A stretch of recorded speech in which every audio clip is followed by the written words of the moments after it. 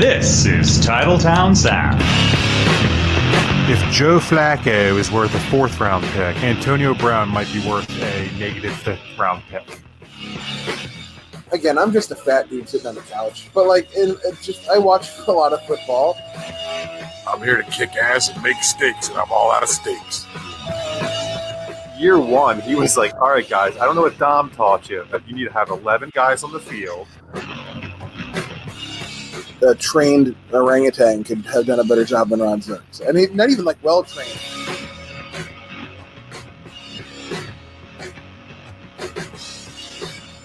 Welcome, Packers fans. This is episode 202 of the Titletown Sound podcast. This is the podcast for fans of the Packers and fans of sunbathing. Because today, I'm not sure if you knew this, today, June 13th, as we're recording, is Careless Beach Relaxation Day. Now, a man who was once carelessly relaxing on the beach and was mistaken for a lobster shortly thereafter, it's James Corsmo. It's absolutely true. I don't tan. I go straight from opaque to fire engine on steroids, and then I peel for about 3 weeks, and then I go right back to opaque. I'm like a shrimp. That's good. That's really good for the skin. And now a man who I don't think is capable of a sunburn. It's Kevin Christop. Kevin, how you doing? I'm doing pretty good. I go on vacation next week, and I tell you what, I'm going to relax all over the place. That's disturbing. Oh, I mean, on the beach, chilling out. That doesn't make it any better. No? Is that wrong? Okay. All right, so it's we're still in the doldrums of the offseason, a little bit of a slow time right now. We have plenty to talk about tonight, but before we get to that, let's go to the sound off. It's time to sound off. We're just a short time removed from the passing of legendary quarterback Bart Starr. And I know we've all been reflecting on what his loss means to the organization and to the NFL in general. But one thing that I think might be overlooked a little bit is Bart Starr showed how you could be a tough football player without being a jerk, for lack of a better term. Bart Starr was as tough as they came. He put teams on his back. He won games. He was a great quarterback. He toughed it out. And yet, he never had that attitude where he had to destroy people. So many people today think that in order to be a great player or to be nasty, you have to be intimidating, or you have to be dirty. And Bart Starr was none of those things. He led by his example and with his talent, and by being tough on the field, but by being a gentle, good person off the field. I think that's why it hurts so much to lose Bart Starr as compared to other football players. Not that you don't feel bad for them or their families on their passing, but to lose such a great member of the community and a man who really not only cared about the game, but cared about the people in the game. I think that's why it hurts so much. It's good to see that the Packers are honoring Starr with a patch during the season or a sticker on the helmet, but they're going to honor him the full season long. It's hard to see them not doing that. He meant so much to this franchise. If you're putting together a Mount Rushmore of Green Bay Packers, if you don't put Bart Starr on that mountain, you made a big mistake. Rest in peace, Bart Starr. Thanks for giving us a great example and for being a great football player and great human being. It's kind of awkward during the pre-recorded portions of the program where we just sit here on camera and do nothing. Thinking of bringing. Not do nothing, just be irreverent while you're discussing the passing of a legend. About 20 seconds into that, I was like, wait a second, that's not appropriate behavior. I'm going to stop doing this. All right, so we've got some news stories this week to get to. And let's go to the appropriate jingle. Spanning the globe to bring you all of the news that's fit to podcast. It's Kevin Christop. All right, Kevin, I'm sure you are prepped and ready to go with our I prepared so much, guys. First news story. All right, you ready? Yep. Here we go. There's money in football. And football. Where does Rodgers' paycheck rank among the world's elite athletes? Nailed it. I mean, the words essentially came out okay. Not bad. Okay, so Aaron Rodgers made the top 10 of. So I didn't even realize this when we started talking about this as the news story for tonight. But the top 10 of the world's highest paid athletes, estimated. What was it? He ranked 7th with an estimated $89.3 million in total earnings. Now this includes salary, winnings. The hell's winnings? Winnings. Lottery. Like he picked up There's a $20 in a there's a poker. locker room scratch off thing going around. So this is from Packers Wire. So it's total earnings. And this surprised me that he ranked one spot above LeBron James. Now, Wow. admittedly, I'm not an NBA fan, but I would just figured a guy on what do they have, like 12 on their roster, that he would probably have made more than Aaron Rodgers. But no, Rodgers makes more than him. Not to mention that, like, NBA players usually make a lot more, I think, anyway, like than NBA or than NFL players. Well, like especially when you're talking like the elite of the elite, and it doesn't get more elite than LeBron James, but he is below Aaron Rodgers, who made. That's incredible. I'm really surprised. You know what's even more incredible? Now, did you read the article? Sure. I can totally read. No. So be honest with me. Did you read the article? I skimmed the article. Yes. I haven't pooped yet today. Okay. We talked about this, James. You need to see your doctor. So what NFL quarterback ranks higher than Aaron Rodgers in overall earnings? I think I know this one. James, do you have a guess? Are we talking they're making this year, or like total contract? I think it was last year, not total contract. Oh, but Ooh. Does he play just to the west of Wisconsin and wear purple? No, he does not. But he does play to the west of Wisconsin. I don't know what he wears other than Sundays, but he doesn't wear purple on Sundays. So it's not Kirk Cousins then. It is not. I thought it was Russell Wilson. It is. Russell Wilson is higher paid than Aaron Rodgers, and it's just kind of just the way the system works. But yeah, he's being paid higher than Aaron Rodgers as of for last year. I don't know that I would have picked Russell Wilson out of as who I thought would be leading, but I also think Russell Wilson gets unfairly criticized. I don't think he's I don't know. I think he takes heat that he doesn't deserve. I know you. I think you hate him. Am I wrong, James? I don't hate. Yes, I do. I really dislike him very much, and it goes all the way back to when he was carpetbagging with the Wisconsin Badgers. I don't. It's not that he doesn't deserve to get paid, because he's really made the Seahawks relevant. I think that Wilson and their defense over the last 10 years have really brought the Seattle back to relevance. I'm just afraid that he's going to die every single game. Like, he's tiny and he runs a lot, and I'm afraid that every single game someone's going to destroy him. And then, there goes however many hundreds of $1 million out the window. Well, he'll be fine. It's just he's just nano bubbles away from. Oh yeah, there's that crap too. Fine. So now international players that rank above, players that rank above Aaron Rodgers, Lionel Messi. I love his trains. Cristiano Ronaldo, and is it Neymar? Thank Neymar. You. That's what I thought. Yes, I didn't want to, share my soccer accuracy. My football. This is not going to be a football podcast. It is not. So I was surprised personally. I was actually surprised because of kind of the strictures of the NFL contracts and how they, their NFL players are underpaid compared to other. You hit 240 in Major League Baseball, and next year you're making like $70 million. So I was surprised to see Rodgers as high as he was. Even though he is the highest paid player in the league, or close there, there too. Were you surprised to see? I thought I'd see baseball players up in this. Just kind of rarefied air. Baseball players all up in this piece. Yeah, right. I think a lot is because it includes all like money too, like advertise. Right. Yeah, there's not really a lot of baseball players doing a ton of advertising that I can think of. It's funny because I feel like when we were growing up, that's who was advertised. That's who had endorsement deals. That's who you heard from. Baseball player and Michael Jordan. That was it. Yeah.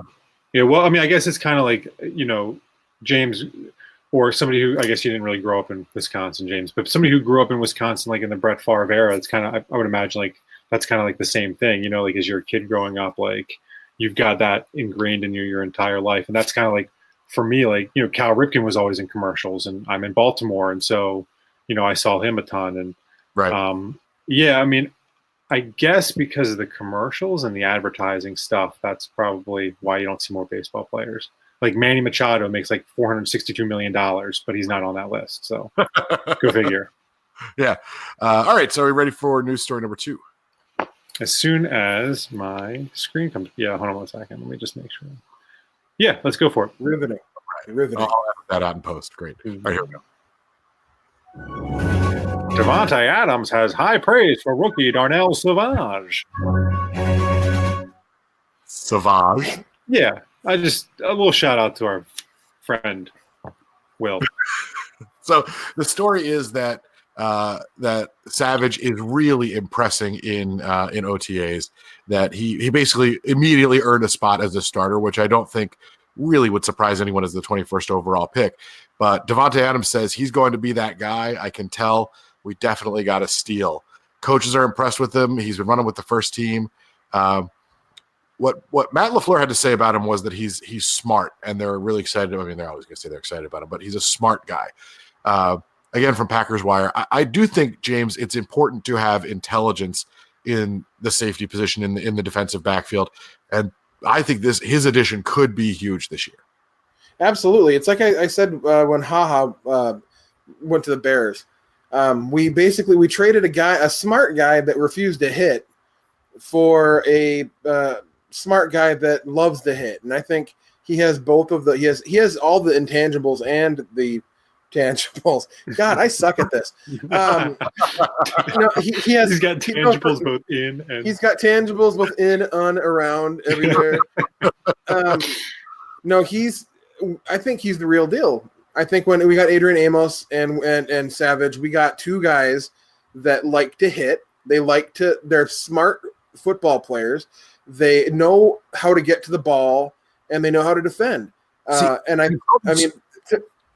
You talked about HaHa being a relatively intelligent player, but there were definitely decisions that he made. I don't know if they were selfish or what you want to call it, but he made some decisions when he was, in his last couple of years with the Packers that you question his intelligence or his heart. I don't think you have to worry about that with Savage, at least in the first few years. Right. I never questioned his intelligence. His heart, yes. I not even that so much his heart, his will to play the game. Like, I don't know if it was there. I really honestly felt he was going to be the guy that play out his first contract and retire and go off. And he's into law enforcement and go, do something down that route. And that would have been fine. Great, to each their own. The fact that he's still trying to hang on, and the Bears fans are in for a rude awakening when HaHa starts taking plays off. They're not used to that. They haven't had that in quite some time in Chicago on their defense. So when he starts taking plays off, they're not gonna know how to handle that. And then with Savage and Amos, I love where we're at. I love where our defensive backfield is at. I think it's so funny you mentioned that, Kevin. The Bears fans are going to learn very quickly that they didn't get what they thought they got with HaHa Clinton-Dix. How long until they are sharing what was our consternation with him? I mean, it's not going to take long. He shows his true colors very quickly. Yeah, it'll take a week. It depends if he has an interception in week 1, because he might get a couple of picks. But if he has one in week 1, maybe they'll stay around a little bit longer. So it depends on how many turnovers he can help force. But I think if he's not forcing turnovers, then he'll, then at that point it's like, well, if you're not doing that, then what are you doing?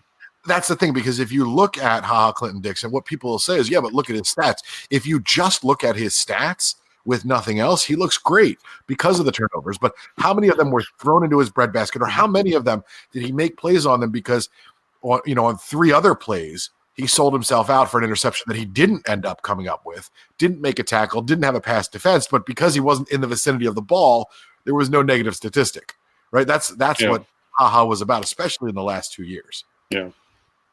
He was really good at just being in the right place at the right time. Anytime there was a miscommunication, he was so far out of the play that wherever the quarterback was so far out of the play. If you're watching the video, you just got to meet Kevin's cat. That's Lulu. That was awkward, man. That was a part of your cat I wasn't wanting to see. They love to show it off. No, so I mean, Haha was very good at being so far out of the play that when the quarterback made a mistake, he'd take advantage of it. So we'll see how that works out for Chicago. So, but this defense is revitalized this year. I mean, we overhaul the entire defensive backfield. Our 2 starting safeties are going to be new to this team. This, I think, is the most exciting year because you've got, for the defense at least, because not only do you have a new a new defensive coach in Mike Pettin, who we believe in, and I think a lot of Packers fans believe in, but now you've actually finally started giving him, hopefully, the weapons that he needs. He's not operating off of Ted Thompson's old mistakes. He's been able to make changes that he likes, and I think LaFleur is going to give him a lot of latitude to shape this defense the way he wants, and that'll be a big deal.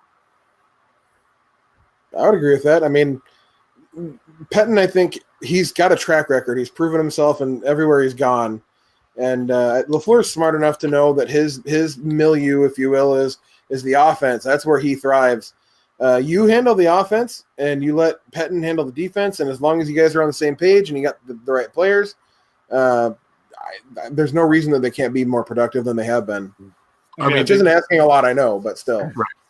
I think it's going to be, defensive coach Mike. He's going to have a great second season, I'm really looking forward to a chance for his own signature with players that he, had a hand in versus was given. So if you don't recognize that reference to Coach Mike, what was it? Last season we were on what was then called the Bears Brothers podcast. They have now changed their name because the Bears actually came down on them, which is dumb. But one of their hosts forgot Mike Pettin's name and just kept calling him Coach Mike, which of course we all found quite still talk about to this day. That's because we're just simple folk, and that's what we do. All right, Kev, are you ready for story number 3? I actually, if I didn't miss my password, I would be ready for. Yes, I am. All right, here we go. Just for kicks? No, seriously, the Bears need a training camp just for kicks. That's a good one. That was really good. That's a keeper. Nope. Well, I try 33% of the time. So this article comes from Deadspin, and it's friggin' hilarious. So we all know the issue with the Bears last year and the double doink. I hope everyone remembers the double doink. If you don't, there are various T-shirts available out there for you to purchase. So what did the Bears do in response to said doink or said double doink?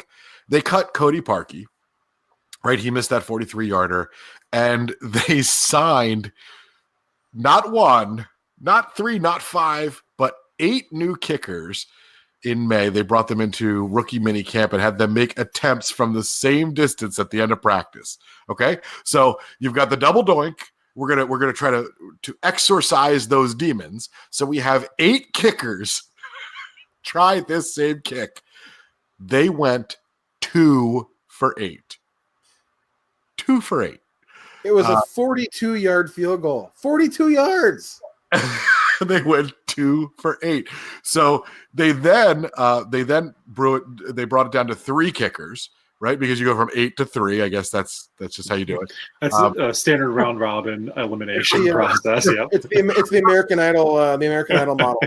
But here's my favorite. So they had kickers go 2 for 8. That means they cut 5 kickers.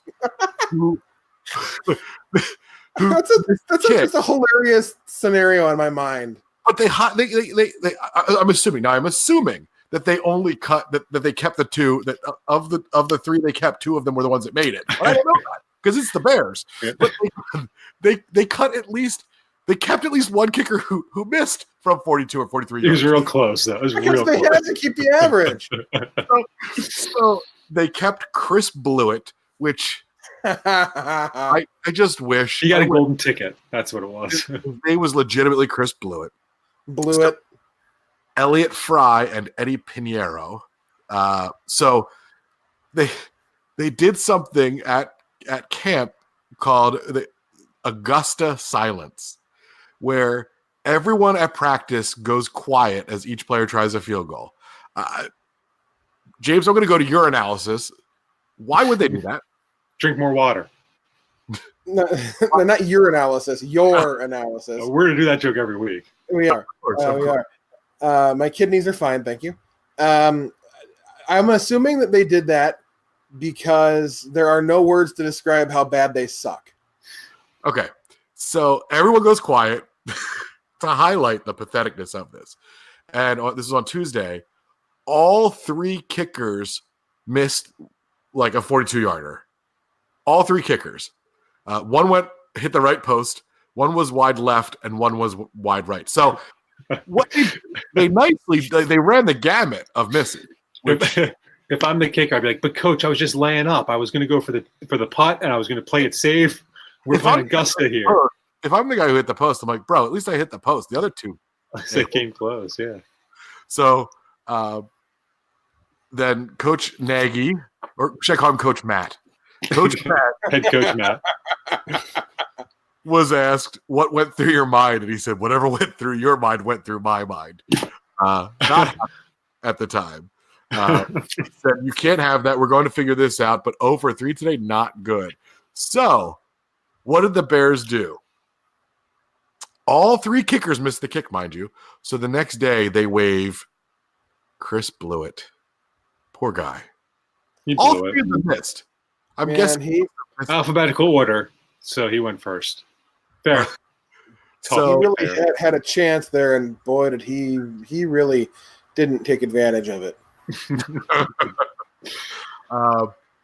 Yeah. So Deadspin asks, what are the Bears going to do this year? Is it just like always go for 2? Because right now, that might be their best option because they're not good. They don't have a kicker. It's the new NFL. Just always go for 2. Why even employ a kicker? The hell with it. Well, I do think that mathematically it makes sense to always go for 2, but that's another story. So they cut Blewett. Now they have 2 guys left. They both suck. And Kevin, will this impact them hilariously at some point during the season? I would venture a guess to say yes. I would think so. I mean, I can't imagine that you have 8 kickers in your camp at the beginning and you end up with a good one at the end. You know what I mean? Like, right. I just can't see that happening. When you have 8 kickers in camp, it's not that you have an embarrassment of riches. That's not right. You have an embarrassment of kickers, right? Because they're terrible. Right. It's like a flock of seagulls, a murder of crows, an embarrassment of kickers. I think we got a show title: Embarrassment of Kickers. So, conclusively, I think we can determine after their 8 kicker fiasco, that the Bears they still suck. Correct? Oh yeah. Unless now, here's the thing: maybe they're going to put all 8 on the field at one time, thus giving them a better chance. Okay, the old okey doke. The 8 kicker set. I'm all in. If they, if at any point the Bears put 8 kickers on the field, I may become a Bears fan, at least temporarily, like for one play. Yeah, fair. Yeah, I think that's fair. I mean, shout out to Bobo, by the way. That's one of our old hosts of the podcast. He would appreciate the 8 kicker set. I'm pretty sure. That's like something you do in Madden and then put it on YouTube. All right, so I guess that's it for news this week. That was if we could have more embarrassing Bears news stories every week, I'm okay with it because that was delightful. They're so terrible. They're not. You know what? Before we go to break, I want to. Has anyone ever seen one semi-successful season go to a fan base's head more than has happened with the Bears after last year's success? Marginal success. Yes. 2 years ago with the Vikings, but yeah. Okay. Fair. But no, absolutely. Like Bears fans have already extrapolated last year's success, if you want to call what they did success, into like multiple Super Bowl wins. It's insane the mental gymnastics these people go through to justify their misguided enthusiasm for such a terrible, terrible team. It's fun. And the one that sucks for me is the Red Sox, because I remember, when they hadn't won a World Series in 247,000 years. But now, they've backed it up, so it kind of doesn't. It's not the same. If the But Bears at the time, it was real annoying. Yeah. Well, I don't think we're gonna have the same problem with the Bears. But yeah, they have one bad season, and they think suddenly that Aaron Rodgers is over the hill and Mitchell Trubisky is the answer. Ladies and gentlemen, Bears fans, maybe you came across this show by accident on YouTube and your remote control broke before you were able to do anything about it. Maybe the Bears with Mitchell Trubisky will never win anything. If we were back in like the leather helmet era, where like throwing the ball didn't really matter, I'd give you a fighting chance. But we're not. And this man is not. He's not good at quarterback. Talk about analysis. He's not good. And that's the bottom line. That is. All right, so before we go to break, let's talk about some ways that you can help support the show. Quick ways you can do that. Some ways are even free. James, I hear there's a free way that people can support the show. Free, like the rent that Packers fans pay to live in Bears fans' heads. You can go to Apple Podcasts and give us a 5-star rating so that when people go looking for a Packers podcast, we pop up right away. And leave us a review. If you're watching or listening, we need that help now because we're following. There are other podcasts that are showing up before it's in the search. But James, I thought of another way people could help us. Yeah, thought of this. They can go to our YouTube page and subscribe. That's right. Click the button. I think it's down here. I don't know how to do that. Don't. Well, if they're watching us, then they can do that. Yeah. If you're watching. So if you're watching me, I'm pointing to the general vicinity of where I think the button might Everybody be. Point, quick. And subscribe. I think it's right. No, I'm not going to point there. I think hit that and then watch us. And but find us on YouTube, show notes. Watch us and feel much better about your own body type. You can also support us by going to patreon.com/TTSO. And for a small or large per episode donation, you can become part of this wonderful show. We will give you a shout out on your first patron, the first week that you're a patron. If you're a Hall of Fame patron, we will mention you every friggin' week until you demand that we stop talking about you.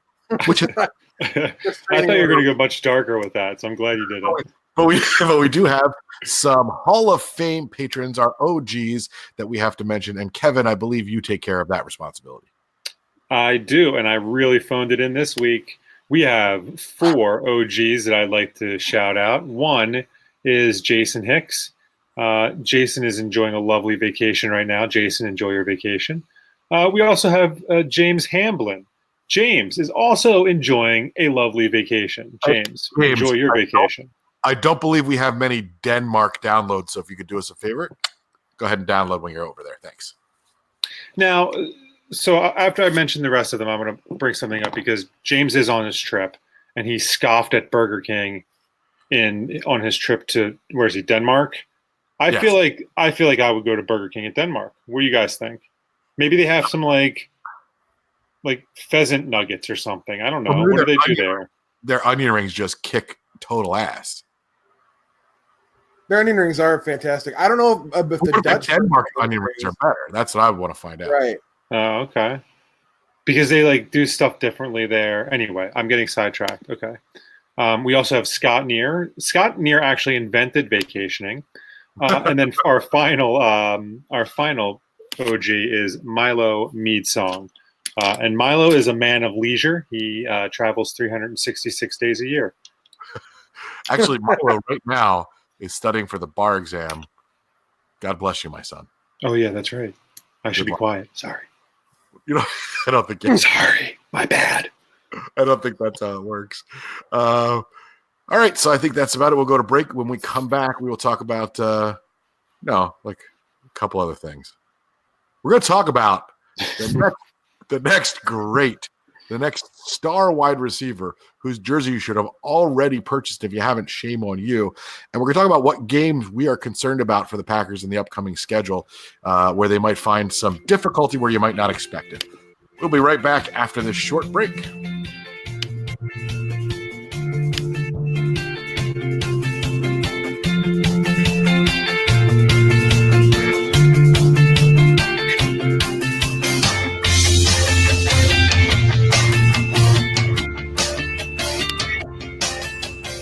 This is Leroy Butler, and you're listening to Titletown Sound.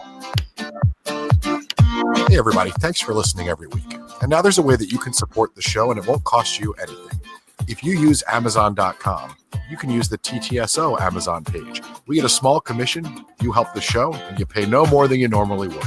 So go to www.titletownsoundoff.com/Amazon and shop now. I'm sure Amazon has some things that you need. For instance, have you been thinking to yourself, I don't smell quite enough like pork products? Well, you can buy the Accoutrement Bacon Soap in Tin for only $8.50. And guess what? It's Prime eligible. Or maybe you need some reading material. You should purchase the book, How to Avoid Huge Ships by Captain John W. Trimmer. Only $116 in paperback. Look, for that kind of advice, it's a steal. Or maybe you're doing some decorating.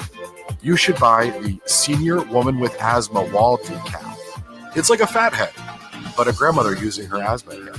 All of these products are available through our Amazon page, and they help support the show. But you can buy anything. So again, that's www.titletownsoundoff.com/Amazon. Thanks very much. This is Tom Crabtree, and you are listening to Titletown Sound.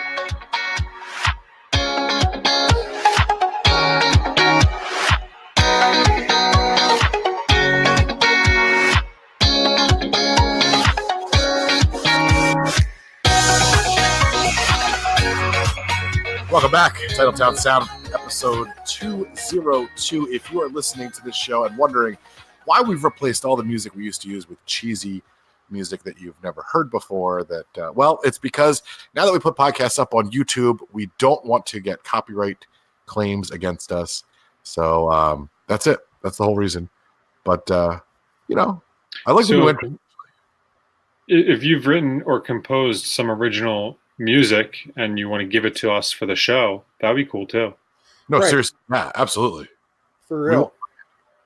And you can't just do like a cover, although I don't think YouTube will pick that up. But yeah, if you have original music and you have had it recorded and you want it to be one of our bumpers, we're cheap. We'll take it. We don't even care if it's good. I don't know. All right, James, we have some other. That's our philosophy in the show, right? Right, absolutely. That's how we operate. James, we have some other patrons that we need to mention today, and every show. We sure do. We're obligated. So if you could do that, I'd appreciate it. Okay, so we have Paul Goldsack, Kyle Turpening, Nick, who's still not John Glenn, but he's trying. Yeah. DJ, he's trying. He has a helmet and everything. DJ Lightfoot and Will Zin Sauvage. That was terrible. That wasn't French at all. That was like Italian, but like, anyway. Italian trying to be French. Yeah, like a Fritalian. Now I'm hungry. I'm starving. Well, that's good that you're hungry because these five guys invented the restaurant Five Guys. And they were the first people to ever smash a burger. And in fact, there's one serving of fries for all five of them in every bag, no matter how big you order it. I don't know if you know this, but Will Zin Sauvage, he invented the walking taco. Did you know that? That's a delicious invention. I didn't know not about very that.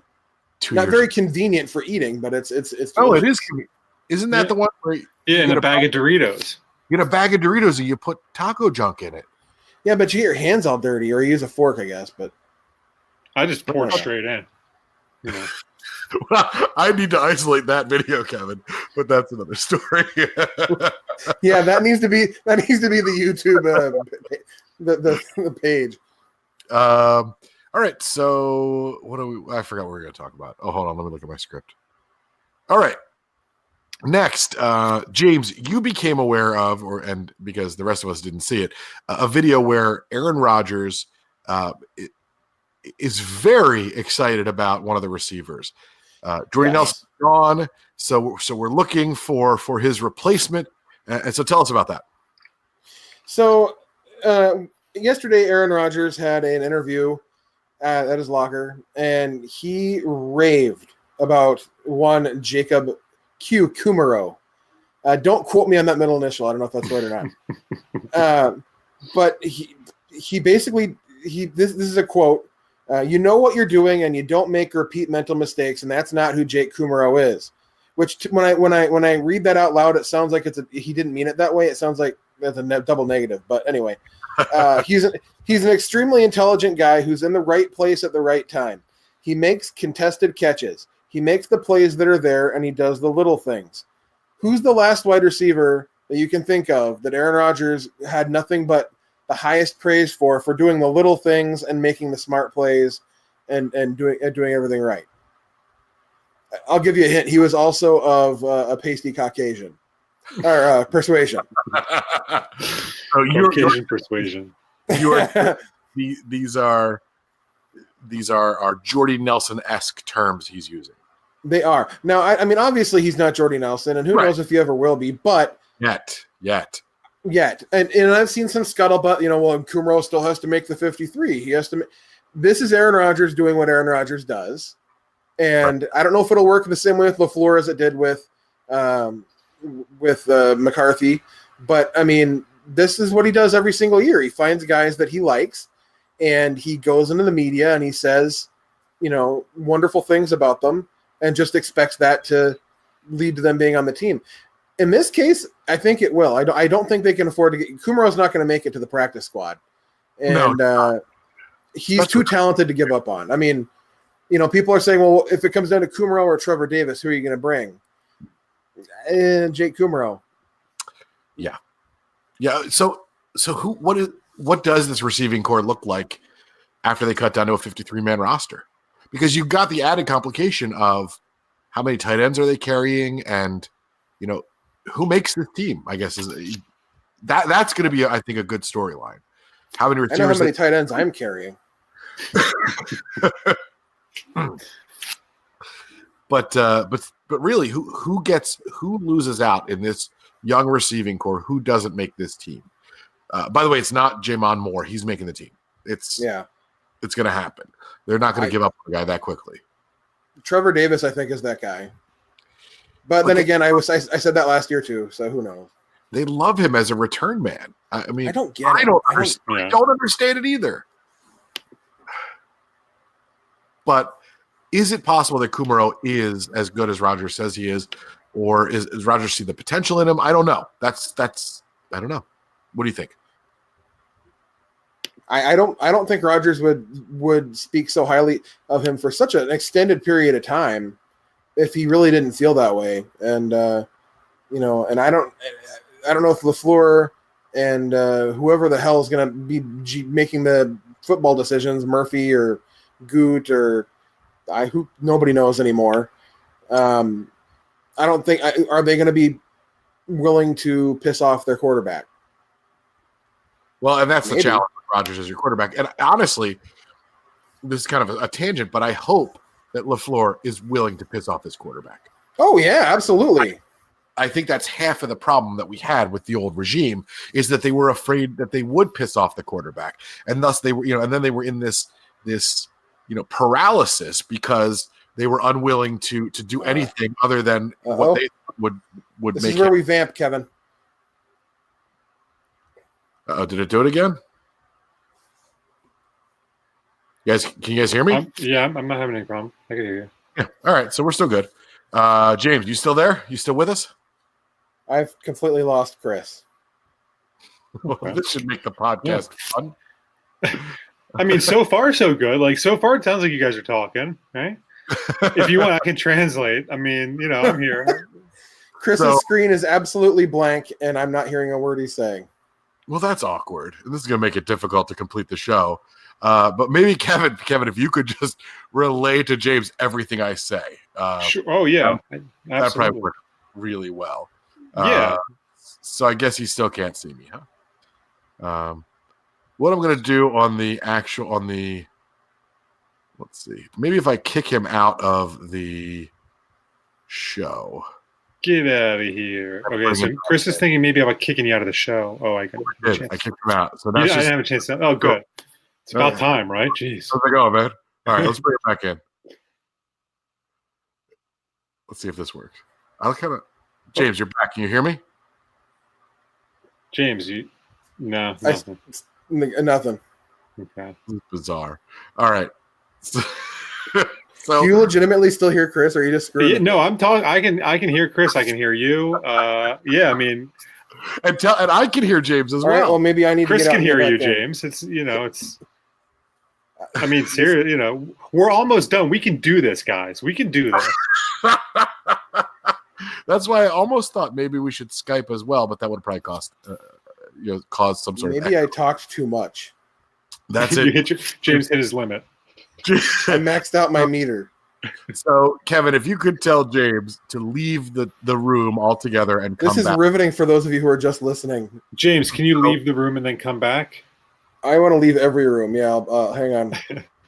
And then once he's gone, we can talk about him. Well, I mean, I could talk about him right now because he can't hear me. We're still ironing out some of the issues. If you're listening on the podcast, probably not as amusing as if you're seeing this on video. But sorry about that. We'll figure it out. I mean, we probably won't. I'm just hoping. You say that, We say lots of stuff. There's really no effort ever made to figure it out. I think you had me. There's no effort made. I think you can stop there.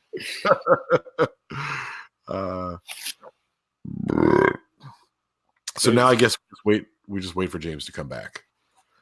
And it's just. I wish I had a beer so I could chug it, but I don't have one. I mean, I have a beer, but I'm not in a chugging mood. Here, give it to me. One guest is available. All right, well, how do I get it? Oh, all right. Here he's back. Let's see if it works now. I'm going to bring him back in. And we're back! Can you hear me, James? I can hear you, finally. All right. Welcome back, James. We missed you. What did I do? Well, while you were gone, we wrapped up the show, so we'll see you later. No, while you were gone, we just rapped. It was amazing. You guys are really good at that. So let's go to our last topic and hope that the connections all remain and work out. Have fun editing that. I'm not editing it. I'm just not editing it. So I asked you guys to come up with one game that you think could be of concern to the Packers that maybe you wouldn't expect it to be a loss, but you might be concerned about this game. Who wants to go first? Because it's not going to be me. I'll go first. All right, Kev, what do you got? I'm going to say, and it's partly because of the schedule, the game against the Carolina Panthers. I feel like the Packers will be coming back from a tough couple of weeks. They'll have the bye the following week. It's a home game, so I think that could be a bit of trouble. That's not bad. It's not a bad assessment, and also an added complication for the Packers for that game. James and I will be there. Oh, yes. Yeah. We don't have a good track record. No. So James, by the way, if you're just figuring this out now, James and I will be at that game against the Panthers. Come to that game. Come up a day early. We'll drink on Saturday night. Maybe we'll do a little remote live podcast. Maybe we won't. We'll see. Karaoke. I don't do karaoke. I just watch others do it. And then sometimes I get drunk enough that I do it, and then people pull the mic from me. But come to that game, hang out with us, go to tailgate. It'll be a lot of fun. Not a bad one. I think that could be that. It's not a very good team, but it's one of those games where it could be a trap game, and it could be, like you say, everything's coming together. They're looking forward to the bye. They just came off, the Chiefs game and Chargers game. That's a good call, James. What do you got? I'm going with the game on December 8th against the Washington Dan Snyders. Again, they're not a very good team on paper. They're not good. But the last 4 games of the Packers season are Washington, Chicago, Minnesota, Detroit. And if the Packers are in a fight for the NFC North, their sights might be set forward a little too much. And that sounds like a trap game to me. It's funny because the game that I picked is in that same time frame. You're gonna laugh at me, but I picked the game on December 1st against the Giants. Don't get me wrong, the Giants are awful. There's that team is terrible, and that's the very reason I think the Packers could overlook that team and end up losing a game that they have no business losing. Because if anyone that's listening to us or watching this has seen before in the past, the Packers are excellent at losing games that they have no business losing. A1. Occasionally winning games they have no business winning, but they really are good at figuring out a way to lose to teams, and you're like, what? How did that happen? And another added complication is that I will probably be at that game as well. So it's a not potential boding well. And so my wife, so you guys know this, but our listeners might not. My wife is a Giants fan. She'll probably wear her LT jersey. Yeah. And I'll have to go to that. Yeah. It's pretty hardcore. That's intense. It's a pretty badass jersey. I'm not going to lie. So go to that game too, if you want to. And although it's December 1st, the tailgating might be minimal. But is there a lot of tailgating in New York? I don't even know how that works over there. Well, first of all, the Giants and Jets do not play in New York. You're probably aware of that. Well, right, New Jersey. They play in New Jersey, and if you've ever been to the region of that stadium, it's in the middle of like pine, like marsh. Like there's nothing around it. It's like in an industrial area. If you go to I'm trying to think of some stadiums where they might be right in the middle of a metro. Like if you go to a Ravens game, it's right near the Inner Harbor. You can walk to bars. There's things to do around it. Giant Stadium, there is nothing around it. It's like those cranes that pull those giant things off of boats. Mm-hmm. That's right down the road. Right down the road. Those are cool. Those are pretty cool. But there's nothing to do there. So I don't know what the tailgating scene is like. I don't think I'm going to find out. I don't see myself tailgating on December 1st. I don't know. Does that make me a bad fan? I'm not sure. But, no, it makes you a reasonable fan, I think. Yeah. So that makes you a human being, Chris. It's funny because I saw an article today that said the Packers I forget exactly how they phrased it, but essentially the story, the headline was the Packers are increasingly being seen as playoff contenders. And that's a weird headline to see. We haven't seen that in quite some time because the Packers were by default going to be in the playoffs every year. Have they fallen that far? Are we really to the point where it's a surprise if the Packers are playoff contenders? James, what is that? The couple of seasons we've had, is it that bad to say they have a long way to go? I don't think they have a long way to go, but I mean, considering the massive amounts of changes that have happened in the last year and a half or so, new GM, new defensive coordinator, new coach, whole new defensive backfield for the most part.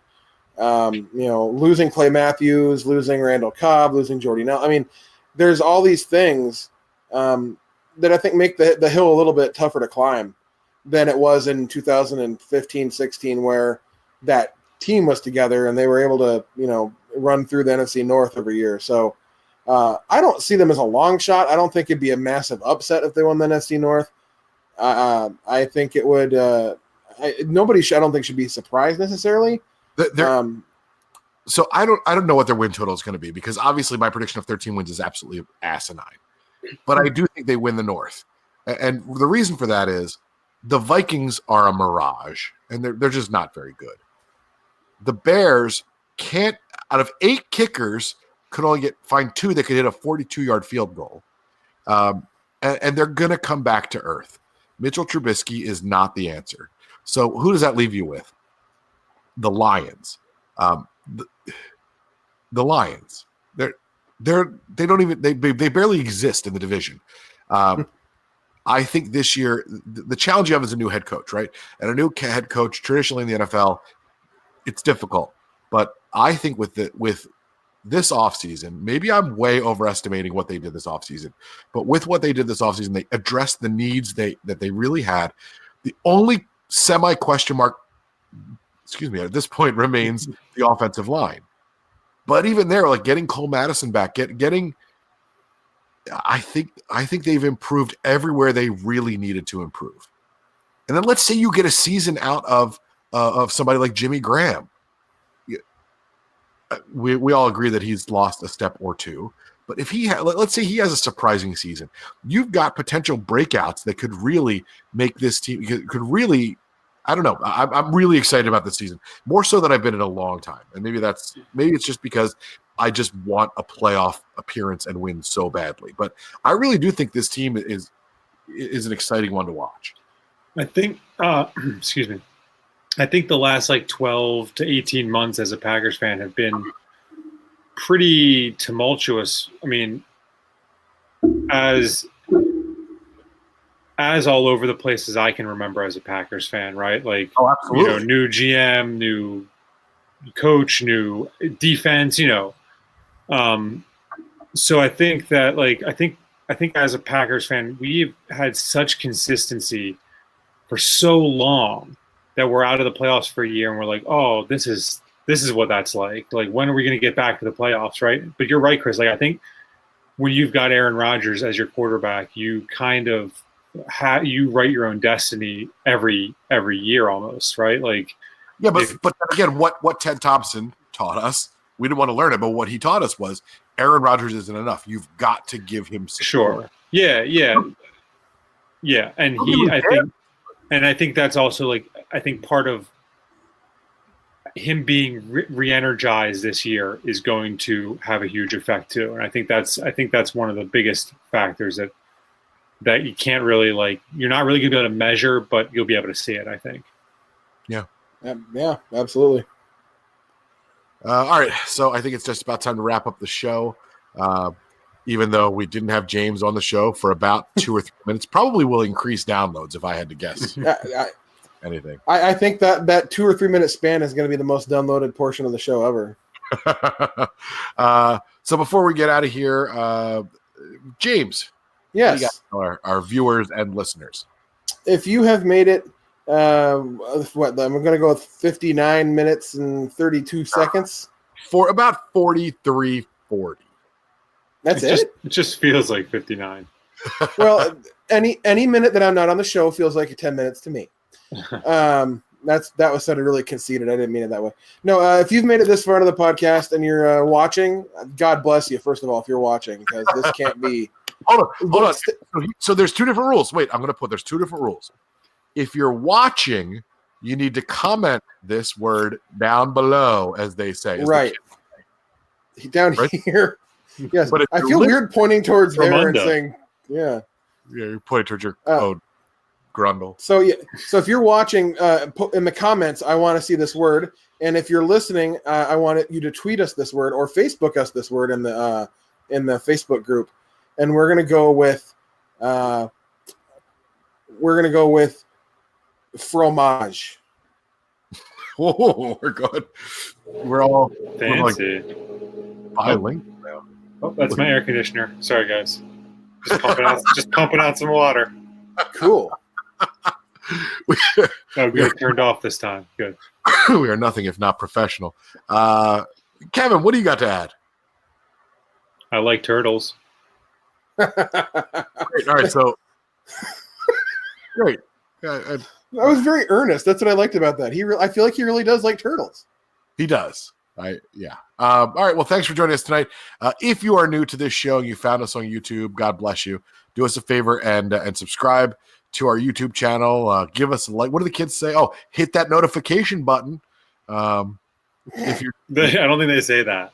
They do. Not like that anyway. Hit the bell. They do. That's what they say. What's the notification button? So that means every time that we post something, they will get a notification if you hit the bell. Is that on YouTube? It is. I thought that was subscribe. Well, you subscribe and then you have There's to do a notification more? Bell. Yes. What the hell? It's optional. Oh, okay. Do everything you can on YouTube, people. Hit every button. Yes. You do. Climb Throw every your mountain. computer out the window if you have to. Don't do that. Don't do that. I mean, thanks for joining us. Sorry that our shows we haven't been every week. We're doing our best, with vacations in the summer and blah, blah, blah. Kevin, you're on vacation next week, correct? I am. And there's a possibility that I'll be joined for a photo session by one Mr. Mark Chimera. So stay tuned for that. So if you're on vacation, it may be James and I next week. Hopefully, James, you'll be able to hear me the whole show. Yeah, hopefully I'll be up. Yeah. Kevin, wear your nicest swim trunks for that photo shoot. I'm going to wear 2 layers. You should with. That is a good recommendation. All right, guys. Thanks very much for joining us this week. We'll be back next week with more Titletown Sound. And don't forget to, become a patron and like us. We're very needy. Very needy. Thanks for listening, guys. Episode 202 in the books. Go, Pack, go.